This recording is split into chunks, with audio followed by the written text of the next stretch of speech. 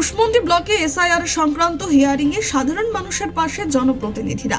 দক্ষিণ দিনাজপুর জেলার কুশমন্ডি ব্লকে অনুষ্ঠিত এসআইআর সংক্রান্ত হিয়ারিংয়ে সাধারণ মানুষকে সহযোগিতা করতে এগিয়ে এলেন একাধিক জনপ্রতিনিধি ও সমাজসেবী।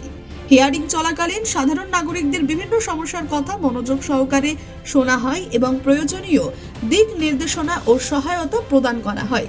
এই উদ্যোগে উপস্থিত ছিলেন কুশমন্ডি পঞ্চায়েত সমিতির কৃষি কর্মাধ্যক্ষ রেজা জাহির আব্বাস, এছাড়াও করঞ্জি গ্রাম পঞ্চায়েতের প্রধান ফরিদুল ইসলাম, উপপ্রধান গৌতম রায়, সঞ্চালক কামাল উদ্দিন আহমেদ। হিয়ারিং এ অংশগ্রহণ করে সাধারণ মানুষের পাশে দাঁড়ান। এছাড়াও বিশিষ্ট সমাজসেবী মুকুল আলী সাধারণ মানুষকে সহযোগিতার হাত বাড়িয়ে দেন। উপস্থিত সকলেই আশ্বাস দেন ভবিষ্যতেও সাধারণ মানুষের ন্যায্য দাবিতে তারা পাশে থাকবেন। আমাদের কুশমন্ডি ব্লকে 8টা অঞ্চলের প্রায় 301 জনকে এসআইআর সংক্রান্ত হিয়ারিংয়ে ডাকা হয়েছিল। আজকে আমাদের করঞ্জি গ্রাম পঞ্চায়েতের প্রধান, আমি এবং উপপ্রধান এবং সঞ্চালক কামাল উদ্দিন আহমেদ এবং মুকুল আলী মিলে আমাদের কার কী কাগজ লাগবে সেই কাগজগুলো আমরা বিগত দিনে ঠিক করে দিয়েছি আজকে সঠিকভাবে শুটিং করে।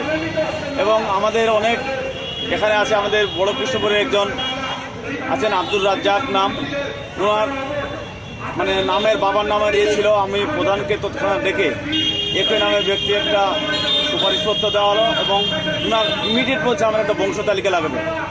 ওনার একটার সময় ছিল হিয়ারিং, আমরা সঙ্গে সঙ্গে প্রধানকে ডেকে পাঠিয়ে আমরা আমাদের যে ওখানে বংশ তালিকা লাগে সেই বংশ তালিকা করে দিলাম। অনেকে বুঝতে পারছে না কী কী কাগজ লাগবে, সেই কাগজগুলো আজকে আমরা সব ওখানে শুটিং করে দিলাম এবং কার কী সমস্যা আছে সেই সমস্যাগুলো আমরা সমাধান করলাম। আমরা আগামী দিনেও আমরা আমাদের করঞ্জি গ্রাম পঞ্চায়েত এবং অন্যান্য অঞ্চলে যারা আসবে আমাদের সঙ্গে যোগাযোগ করবে, আমরা অবশ্যই তাদের পাশে দাঁড়ানোর চেষ্টা করব।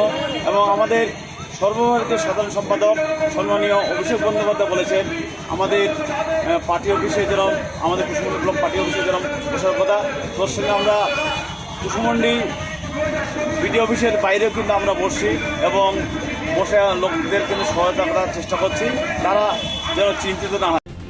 কুশমন্ডি থেকে দিলদার আলীর রিপোর্ট, কুলিক নিউজ।